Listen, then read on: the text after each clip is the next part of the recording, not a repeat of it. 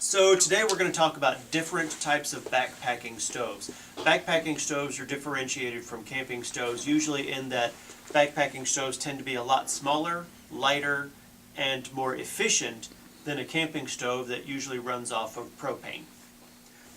Okay, so the first type of stoves that we're going to deal with is one that uses wood as the fuel. The pros for this are the stove packs up very, very small, it's very lightweight, and it's very efficient. The cons are that it doesn't work so well in a high wind, and it doesn't work so well in wet conditions because you have to be able to go out and gather dried twigs and such to make this work. The way it works is you open the door, you fill it full of twigs and sticks, you light the fire inside of there, and you can close the door or leave it open depending on how much wind you need. And then you're going to set your pot directly on top of the stove. It works very well. It's not the fastest in the world, and it has a tendency to blacken the outside of your pots. But it's very inexpensive, and it's very simple. No moving parts. The next type of stove we're going to talk about is one that uses isobutane as its primary fuel. And there are a couple of different types of stove that use isobutane. The first is what we call a canister stove. And it's a very simple, small stove that usually attaches to the top of an isobutane or isopropane canister. They're very efficient, they're very hot, and they're very quick and easy to use. But because they are so hot, it has a tendency to concentrate the heat in such a small area that you can't cook foods so much as you can boil water. The reason you can't cook foods is because it concentrates so much heat in one small area that you end up burning things onto the bottom of your pan. It's a very clean fuel, and it can be used almost anywhere, and you can get isopropane canisters in quite a few hardware stores and all backpacking stores. One of the downsides to this particular type of stove is the fact that it is very wind dependent. And so if the wind is more than just a few miles an hour, you have to put some form of a wind barrier around it in order to keep the heat from being blown away. In order to combat this, there are a couple other things that people use.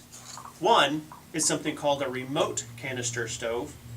And the canister is actually set up remote from the stove body itself. This also tends to be much safer and makes it so that you can put a much lower windscreen down and have it much more efficient. This also allows the fuel that comes through the line to be preheated through this generator, and it makes the stove work even more efficiently. The third type of canister stove that we're going to talk about is one that's an all-inclusive type of stove, to where the pot actually attaches directly to the stove itself, which attaches to your fuel canister. The best aspect about this type of stove is that it is super fuel efficient. Almost no heat is lost because of the heat exchanger on the bottom of the stove. The heat comes directly from here and is transferred straight to the pot. Wind doesn't affect it very much, and it makes it highly efficient. The one major drawback that most people have to almost all isobutane or canister style stoves is that in cold weather, isobutane doesn't work very well. And the reason for that is the pressure inside of a canister is about 60 pounds when it is brand new and full. As the pressure goes down, the stoves don't work as efficiently. When it's cold outside, that retards this can's ability to release the gas through the stove and makes it so that the stove isn't as efficient until everything gets hot. Plus, as you use the stove, the expanding gas coming out of the can has a tendency to cool down the canister, and once again it makes it so that the fuel doesn't flow quite as efficiently. The third type of stove we're going to talk about tonight is a stove that uses liquid fuel as its fuel. Liquid fuel can be white gas, Coleman fuel is what most people call it, or kerosene, diesel, gasoline, or alcohol. Any type of fuel that you store as a liquid. There are several different types of liquid stoves that we're going to talk about. The first is kind of one of the classic styles, and that is this, and it's It's a type of stove that the fuel canister is actually attached to the stove. You fill it by unscrewing the port, pour the fuel in there, close it up, you pump it until pressure makes the liquid fuel come out of there. It comes through this pipe and into the main body where it starts to burn. Or, you light it with a match and it starts to burn. The drawback for this is the fuel coming out of here is a liquid, and that means that it takes a little while to prime and light your stove. You have to actually heat up this section of tube called the generator before it will start vaporizing the liquid and making it burn efficiently. And so it takes a little bit longer to make this happen. One thing that makes it a very good stove is it works in all temperatures, it works in all conditions, and there's not a lot to go wrong with them. Not too many moving parts, and so they have a tendency to be very strong and very stable.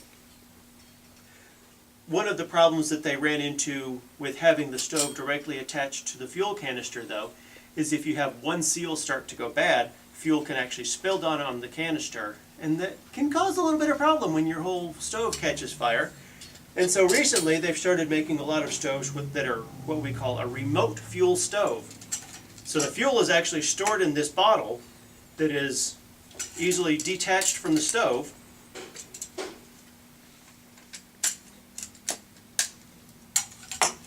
And that keeps the heat away from the fuel, so it's a much safer sort of a fire.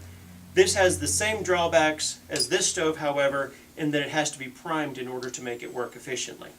The last type of stove we're going to talk about is one that uses alcohol as its primary fuel. The beautiful thing about alcohol stoves is there are no moving parts at all. They're very inexpensive and they're very, very simple and easy to use. It's literally just a cup. You pour the alcohol into the center, you light it on fire, and as the alcohol heats up inside of here, then it starts boiling the alcohol inside of the stove, which makes it come out of these tiny little ports on the sides. You set the pot on top, and the alcohol heats up your water or whatever you're cooking. The problem with alcohol stoves is they are very wind sensitive, and they're very oxygen sensitive, so that if you put a wind barrier down, if you put it too close to the pot, then the alcohol doesn't burn efficiently, and it takes forever just about to get your water to boil. If you put your wind barrier too far away from your pot, then too much wind gets in and it blows the heat away. It's a very soft heat, but it is very inexpensive and very easy to use. As a matter of fact, one of the more popular styles of stove is one that you can make yourself literally for the price of a beer. This is what we call, some people call them white box stoves, some people call them aluminum bottle stoves, but it's very simple. It's one aluminum beer bottle. They also have Pepsi and other products that are served in these aluminum bottles. And it's very efficient, and it works in the same way that this Vargo stove does. So just to recap the pluses and minuses for the three different primary types of stoves, those being wood-burning stoves, isobutane stoves, and liquid fuel stoves. Pluses are very inexpensive, no moving parts, very easy to use, lights almost instantaneously and has very high heat, and these are very robust and you can find fuel for them almost everywhere, and they work in all weather conditions. Some of the drawbacks to each of these types of stoves: wood stoves don't like it when it's raining because you have to find dry wood.